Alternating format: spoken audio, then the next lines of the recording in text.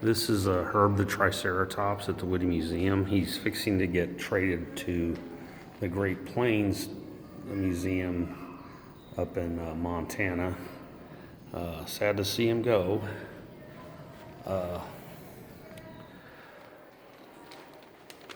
want to talk a little bit about dinosaur DNA being found.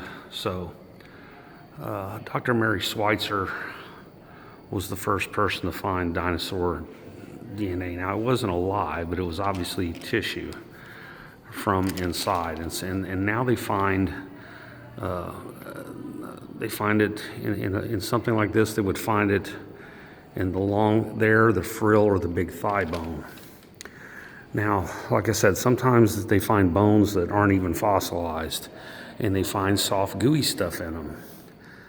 Now, you can listen to Dr. Mary Schweitzer on 60 Minutes. Just go to YouTube and punch in Dr. Mary Schweitzer 60 Minutes, and then she gets on there, and she also talks to the guy, Jack Horner, who's used to be the world's most famous paleontologist. He's since retired now. I believe he works at the Museum of the Rockies as a curator emeritus, kind of wandering around doing whatever.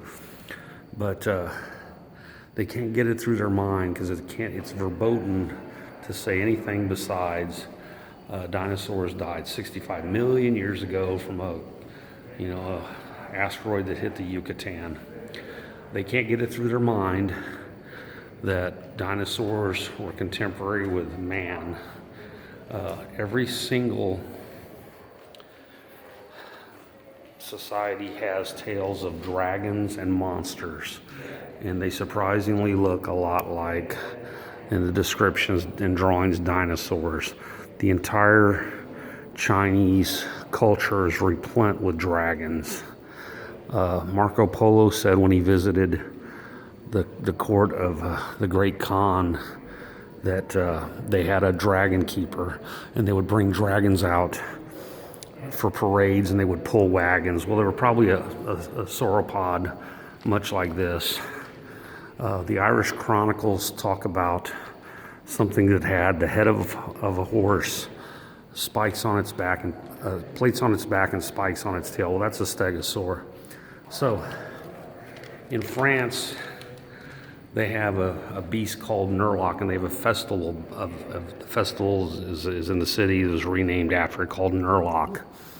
And he had 3 spikes on his head. Well, I believe that was a Triceratops. Another thing to point out here, used to be when they would mount a Triceratops, before they started saying the false evolution tale that, dinosaurs evolved into birds, they would make it more lizard-like. So they would put these shoulder blades, they would angle them out just a little bit to make them look like they're moving like an alligator more. But since the Jurassic Park themed and that dinosaurs supposedly turned into birds, yada yada, they moved them more underneath the to make it more mammal-like, like a bison. A bison's legs aren't askew from the body; it's right underneath it. It'd be like you doing a push-up with your arms way out, as opposed to in. You can do them faster and more. So anyway, this is Herb, and of course he's fake. Oh, they put some. Anyway, this is all plastic resin. There's no actual bone or fossil in here. This is all just fake. But it's sad to see him go. And like I said, they find the soft tissue. Matter of fact, there's a tenured professor in California that's gotten in trouble for showing his students how to break open bones and take the unfossilized DNA and harvest it and study it. His name is Dr. Mark Armitage, and he's faced censure because of it. So I'd like for you to look up the works of Trey Smith. He does professional grade A videos. Kent Hovind, Ken Ham. Ken Ham is the one that built the ark out in the middle of right there in the middle of the heart of the South there. But yeah, this is all, none of this is real. Every single dinosaur that you see isn't even a fossil. It's just a resin cast, and they make most of these in China, and I've covered that in other ones. Anyway, if you could give me a thumbs up, I'd really appreciate it. Help me get out, and please share and subscribe. Thank you. I'm out.